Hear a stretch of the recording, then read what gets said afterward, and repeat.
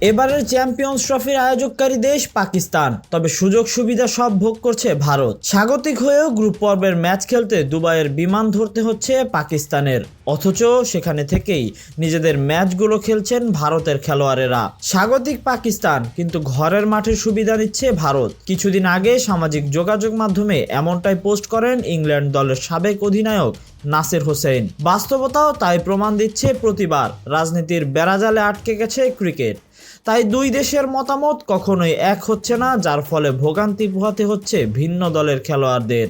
একই মাঠ ও একই কন্ডিশনে খেলা, ভ্রমণের ধকল এড়িয়ে যাওয়াতে সুযোগটা যে ভালোভাবেই কাজে লাগাচ্ছে ভারত, সেদিকে ইঙ্গিত করেই তাই পোস্টটা করেছেন ইংল্যান্ডের এই সাবেক অধিনায়ক।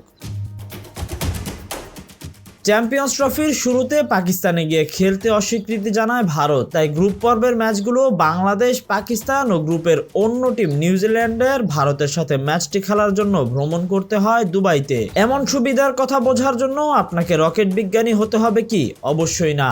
এমনটাই এবার মন্তব্য করেছেন দক্ষিণ আফ্রিকার অন্যতম সেরা ব্যাটসম্যান রাসি ভান ডার ডুসেন। অর্থাৎ ভারত যে সুবিধা ভোগ করছে তা সবার কাছে স্পষ্ট।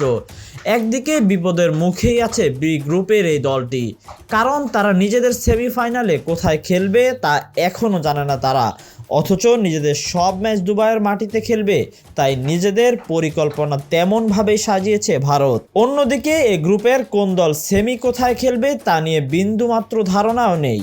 সেদিক বিবেচনায় অবশ্যই এক পা এগিয়ে থাকবে ভারত।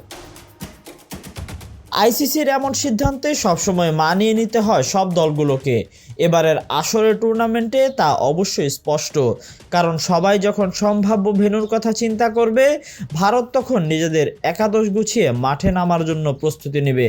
কারণ পরিশেষে ভারত জানে কোথায় খেলবে আর কি করে জিততে হবে তাদের।